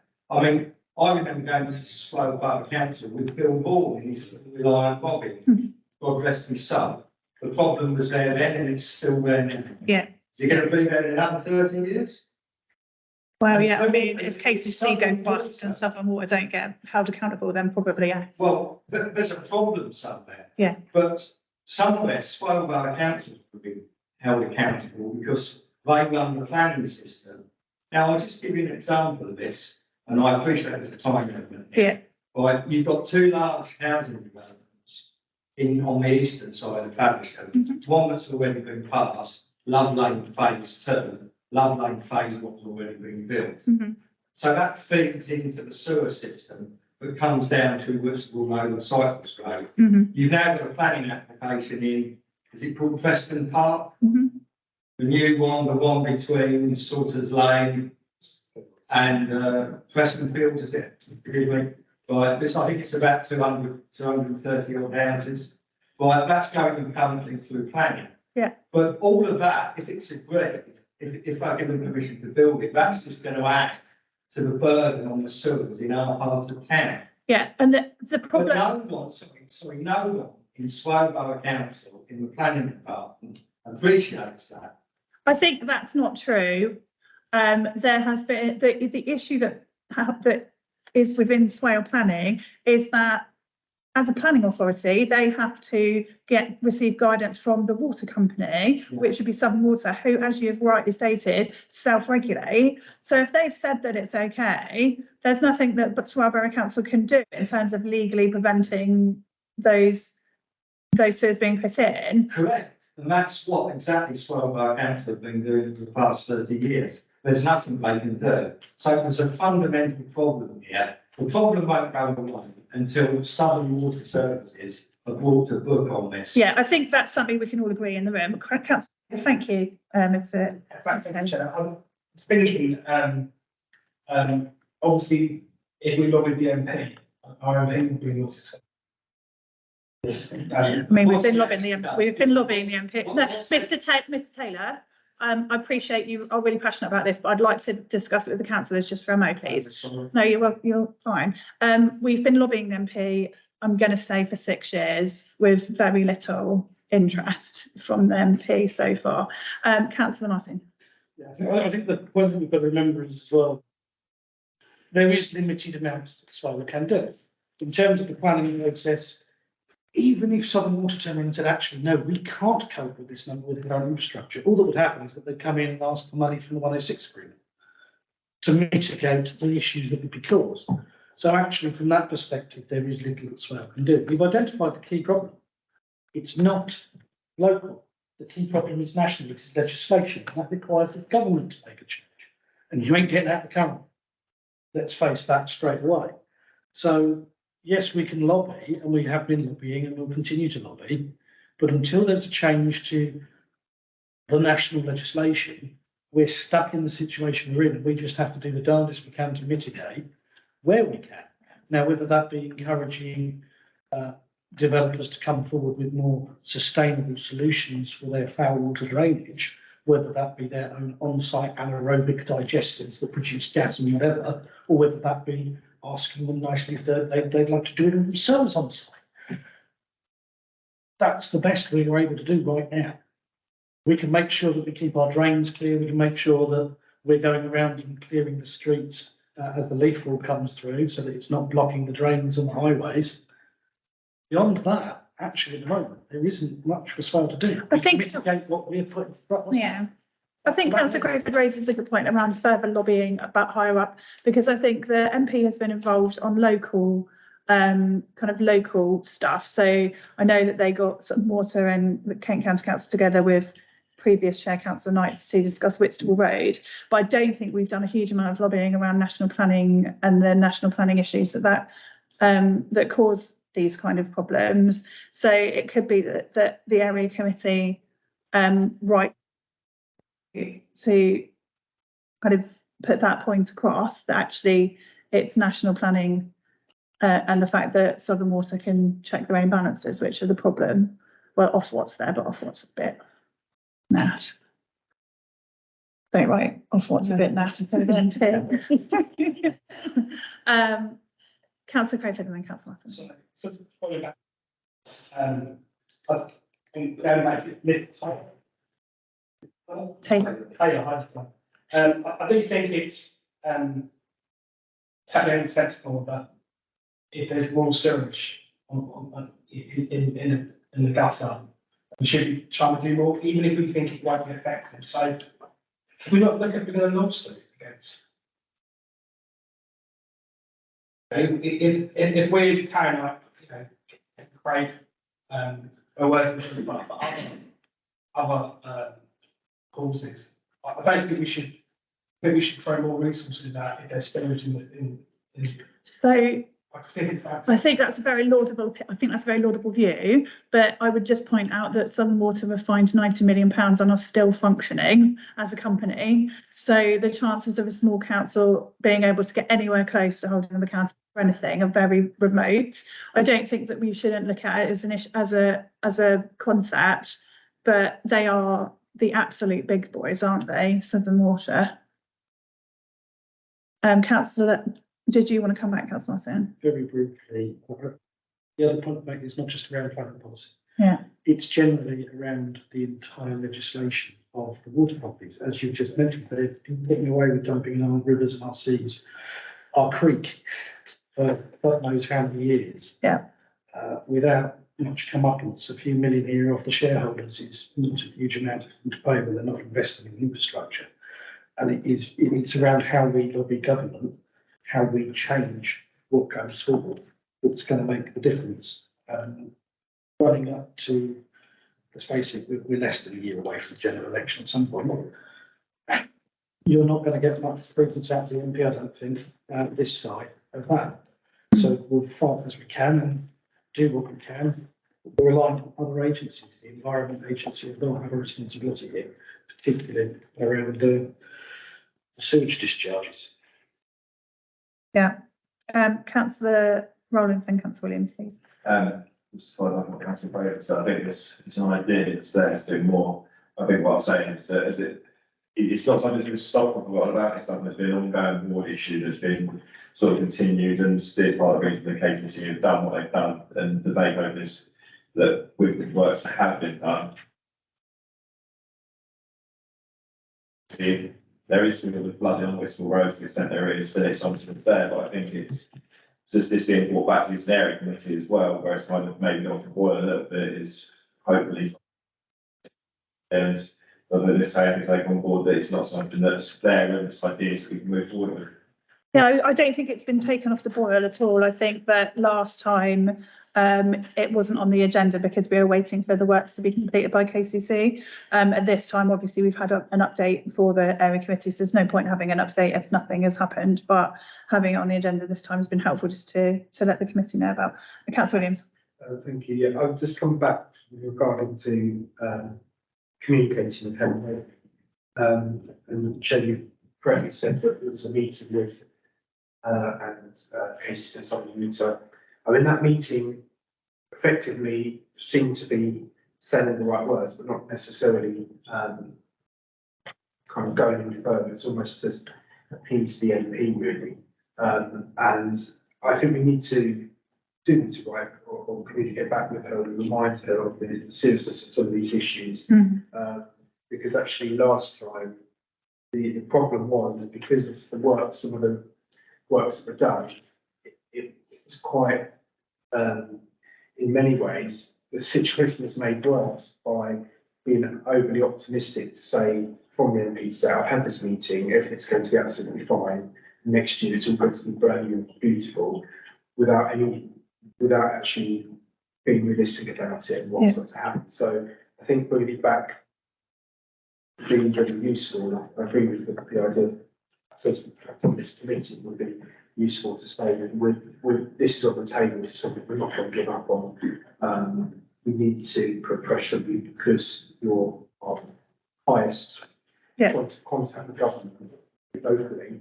So yeah, I agree that it's a worthwhile thing to do.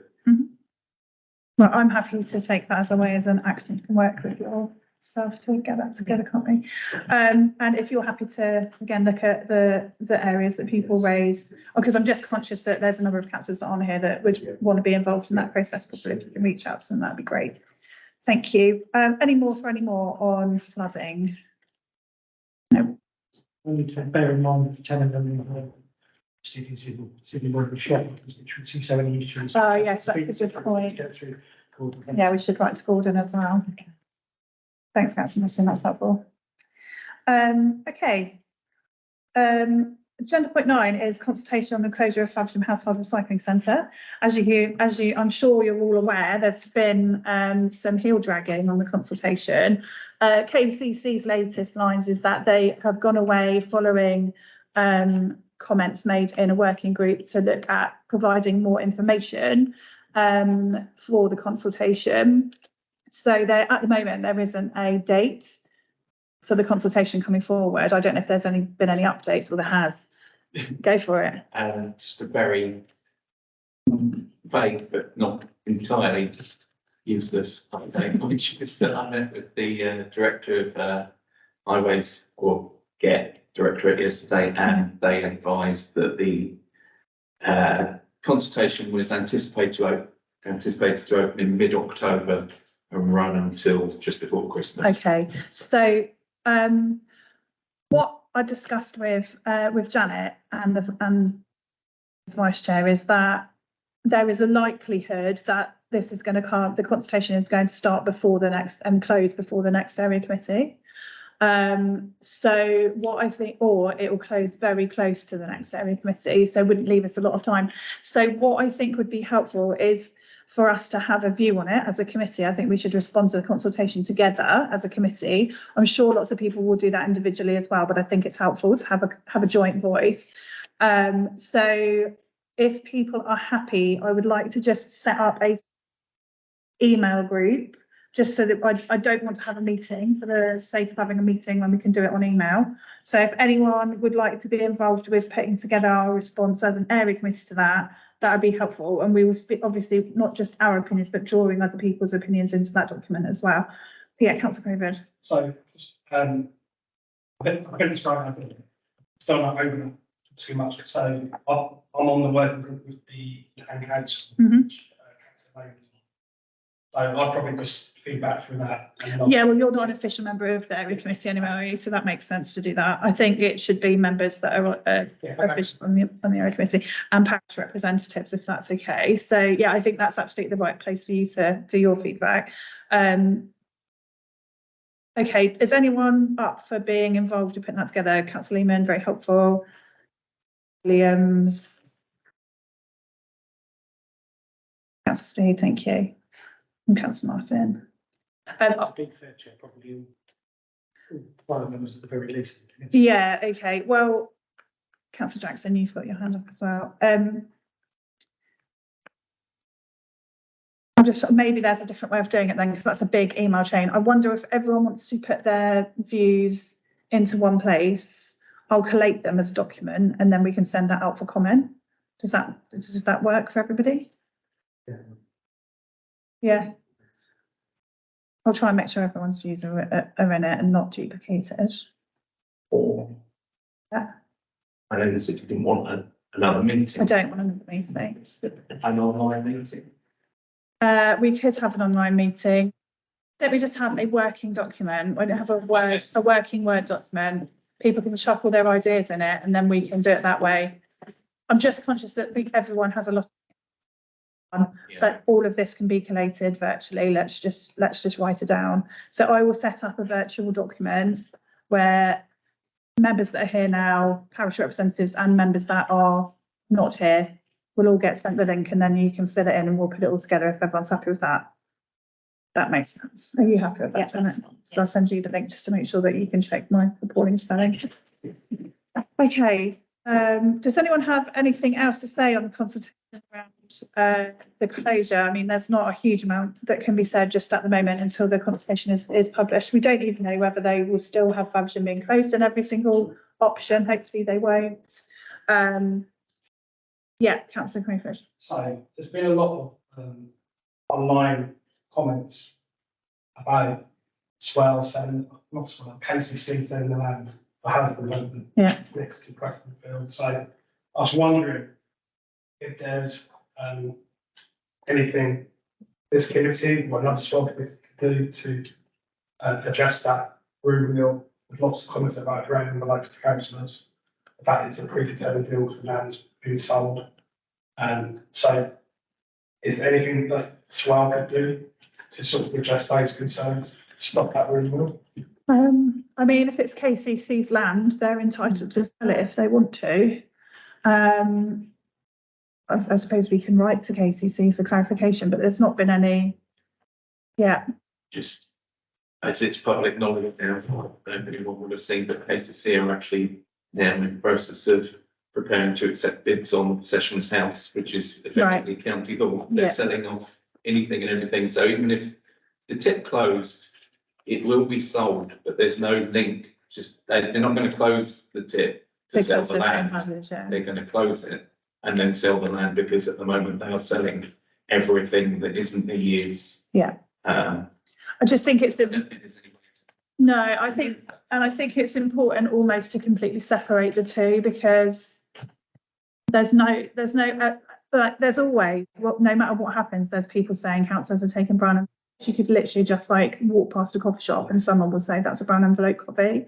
So I think what we need to do is just make sure that we're very clear that the consultation is about closing the tip and the damage to services that will create, and not any kind of further. So I think it's absolutely fine for councillors to say there's no evidence that this is being closed to sell the land, because there isn't. It's being closed, and it will set out why it's being closed in the consultation paper.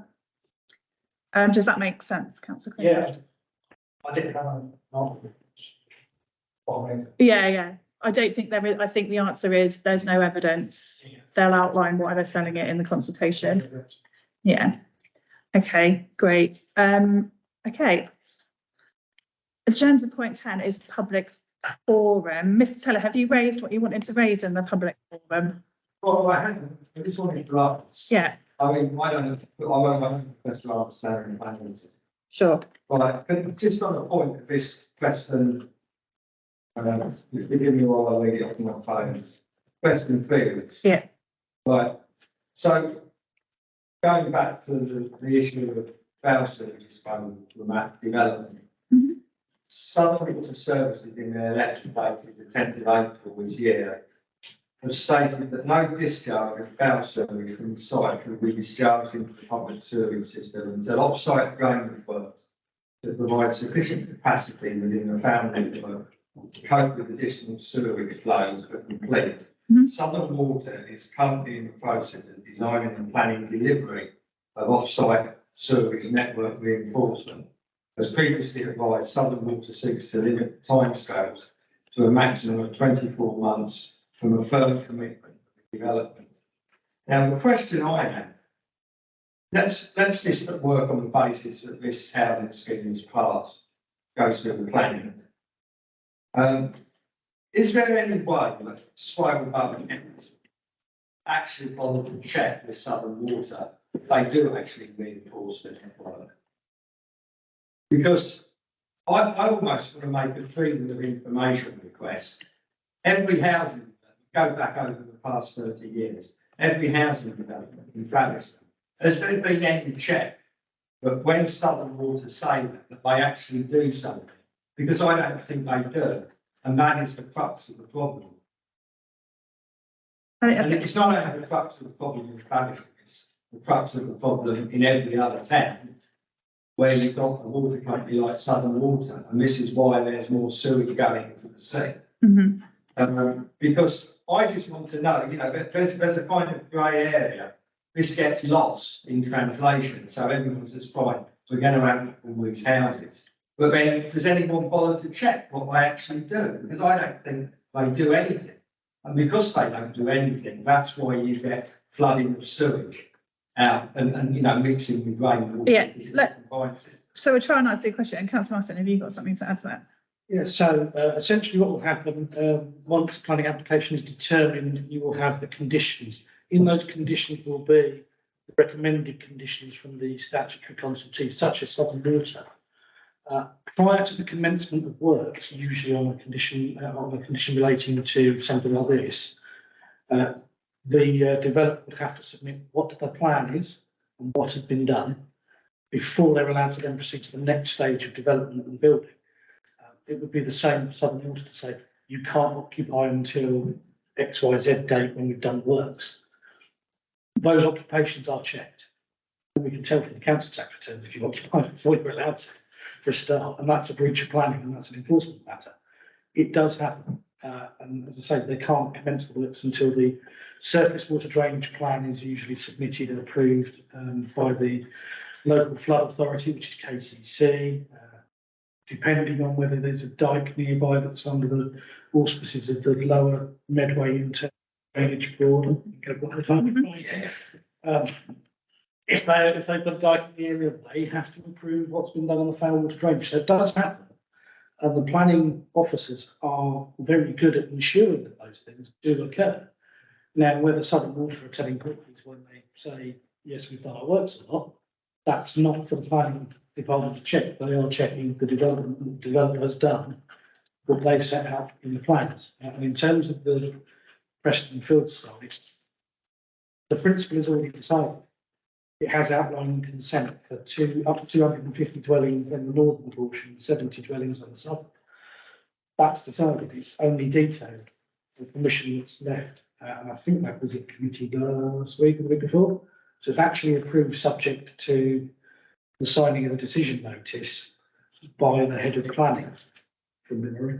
Do correct me if I'm wrong, anyone that was actually at the committee meeting. I only had brief spell online. Sorry, can I just ask, what you were telling me then is that no one expects or not suddenly to say that they might be doing. Southern Water are responsible as their own enforcement. So that is the fundamental problem.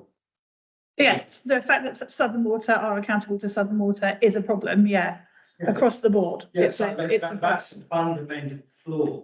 In the planning system. Yeah, I mean, there are many fundamental flaws in the plan. Yes, that's a significant fundamental flaw. Councillor Crayford. Yeah, so, sorry, thanks, Jen. So it's a flaw, and I think as Councillor Martin said earlier, it is the government. It's not the responsibility of Swell, Town Council, planning legislation. You know, if we want to be angry and frustrated, we need to be right until I think. Now, you know, it is a government policy, the government is responsible for planning, government responsible for the test of water. You know, as Councillor Martin very well articulated, there's little that Swell can do. I think as well, it might be worth contacting the local government association just to see whether there's any councils that have effectively done work to challenge Southern Water on that. Well, not just Southern Water, just general general water companies. Because it's, you know, there's no point reinventing the wheel. If someone's done it efficiently, then we should look at asking about that. Does anyone? So can I just ask something? One of the fundamental things in any objection to a planning application is that the planning application can be turned down on the grounds of flooding. But I've never seen that. So planning application can be turned down on material interests, which are things that are legal.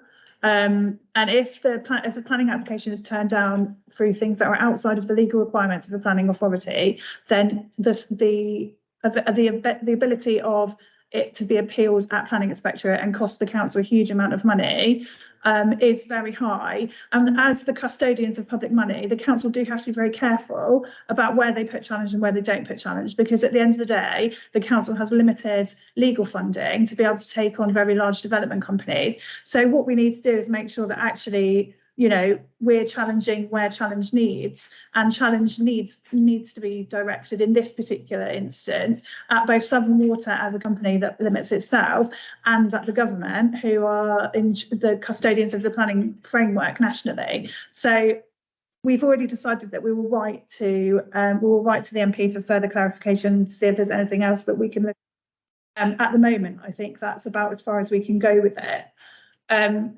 Okay, does anyone, can I just ask, because this is public questions, I'm just conscious that we have only asked the room and there are people online. Does anyone have any questions online? And then I will come back to you both. Yeah, I'll come back to both of you in a second. I just want to make sure that we're including people. Okay, great. Well, Councillor Martin then. Just to add to that, the council is obliged to take what is put to them by statutory consultees. The time I spent on the planning committee, I can't think how many times the committee were very much convinced that there is an issue at the highways junction. But because Casey said there isn't, you can't use that as a reason for objection. You get laughed at the appeal. Yeah. It's the same with flooding. If you say surface water flooding and KCC say, no, that'll be fine, mate. You've got to take KCC's word on it. And if Southern Water say that it's not going to impact on foul water drainage, guess what? You've got to take what they say as well. The statutory consultee is essentially God on that. You can bring in as many independent consultants as you like. They cost money, money that the council doesn't have. And from memory, I think we've got about 25% hit rate with defending when we've used independent advice that differs from KCC on highways or flooding grounds. And even then, most of the time when we get the consultancy, they agree with the statutory consultee. Yeah. It's a fruitless exercise at times. Thanks. Councillor Crowfoot, do you have anything to? Yeah, I've got a different question. Okay. In terms of so the fees removal, I understand swell don't remove the fees now if it's deemed offensive. And let's know what that means offensive. And is it only private? Is it public property or is it private property as well? So we can take that away. Yeah, we can take that away. But I've been advised, because there's a number of instances in Abbeywood which are on private property, that you'd need permission from the person that owns the private property before you are able to remove it, which is why there's still pretty horrific graffiti on Key Lane at the moment. Yeah. And unfortunately, we have tried to get hold of the resident on multiple occasions and haven't really been able to. So, but yeah, happy to take that away and send you a written if that's okay. Yeah. It's also difficult to manage private property because if it's a listed building, and you damage it, the resident's got to pay for that repair in a listed building. So that's why I know in Lockwell, for example, Wright House and Mal House stopped allowing permission. Yeah. Because the graffiti buster does damage the line of water. Brilliant. Councillor Trevor.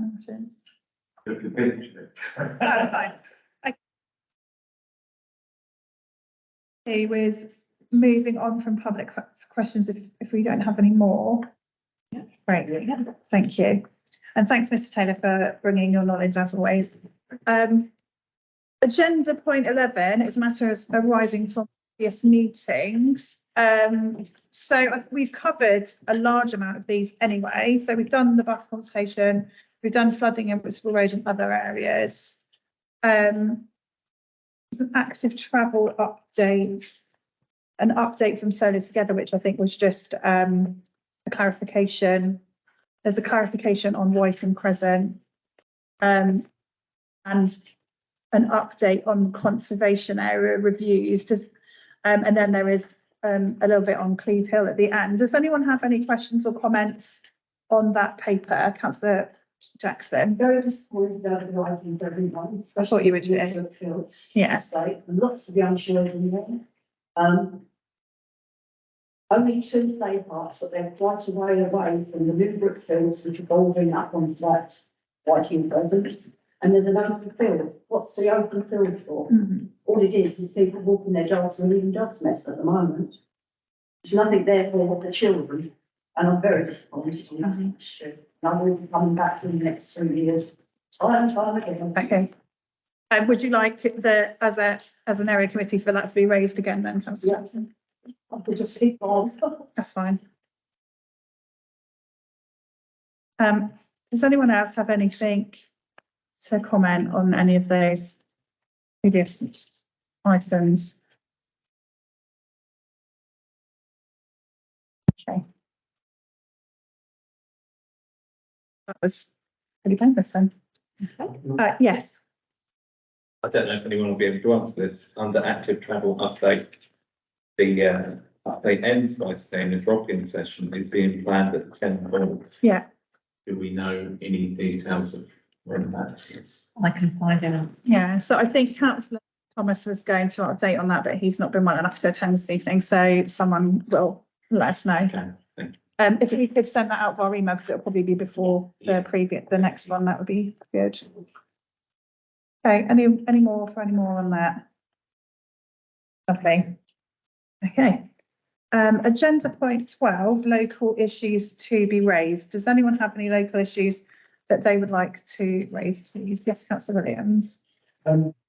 It's not really an issue to be raised, it's more of a, didn't know this is my place, I wanted to put this in. And I know it's very centric. Back early part of the year, there was a consultation on the permanency of a town centre's pedestrianisation scheme. Mhm. After spending the last subways work. Looking through the JTB document or was presented to there, I'm just wondering as a committee whether we look finds out information about where they are with that, because it says that consultation was ended in February, and also, you know, given what we've mentioned before about the council's finances, I mean, it says in here about proposal to potentially pay £70,000 installation to ANPR panels. Is this still something that's going to happen, or is it something that might be able to review because of costs? Because that's a lot of money for something that is not exactly life or death situation. So I'm just really curious to know. I think we've had a big impact on the town centre and where it potentially is. Mm-hmm. Yeah, so we can probably ask for an update to be brought to the next one, can't we? I think. I don't think there's anything time sensitive happening with that between now and then. I'm not aware of anything now. No. I'll find out. Yeah, that'd be helpful. Perhaps we could ask, as Councillor Palmer came and did a bit, maybe Councillor Bonnie could come and discuss. Okay, Jackson. I knew I'd seen someone and I forgot. Yeah, Councillor Jackson. There's a house in South Road that has been empty for, I don't know how many years, long before 2019. The residents in the Medway, this house has caused a lot of disruption to neighbours on either side. We've had enforcement orders put against it for the front garden to be cut back. The crews will not even go into the back, it's so bad. People's local animals, the foxes are having dens out there, nothing against foxes, but people's cats are being hurt and vet bills. And I had a lot of complaints from residents. I used to speak to George Minahan about this, but seem to be knowing who the new enforcement officer is and what are they doing about it. I've emailed continuously to swear, but I don't seem to get any answers. And it's just a waste of a property. If there's anything you can forward to me, I can see if I can follow it up, find the right person to put you in touch with. That'll be fine. Is that, sorry, Councillor Jackson, is that the same one that Swale did a whole bunch of clearance on not that long ago, like 2 or 3 years ago? It's the one that's shown when you have your enforcement, when you have your planning training. Yeah, it's in the training, isn't it? From 2019. Yeah. And it could make, they trace the owner, she's in the Medway. I'm presuming she's paying the council tax. Yeah. But the neighbours either side are suffering. Plus all these charges going through. If you forward what you've got to me, then I'll follow up with the officer. Yeah, thanks, Jen. Councillor Martin. So while we were going through that, I double checked through, see if I could email from Council Thomas at mid-November. Mid-November. Currently planned for around the 18th of November for a week. Great. And in terms of the relevant officer, it should also go to private sector housing team Glyn Pritchard. And despite many years of trying, we still couldn't work out how we could find it to make it make sense to put the empty dwelling management board there. Yeah. Thank you. That's helpful. If you could do that, like Councillor Jackson, that'd be really good. Okay. Any more issues? I don't think there's anything that can, well, there's probably not anything to be done about this, but the increase in casework that I'm receiving at the moment for people that are being made homeless or are going homeless because they have run out of money is pretty shocking. And I know that we spend a huge chunk of money on temporary accommodation. I think that is realistically going to get worse from just my feeling on the ground of how people are coping with the cost of living crisis. I don't think there's much more we can do other than support people and make sure they know how to access housing services at the Borough Council.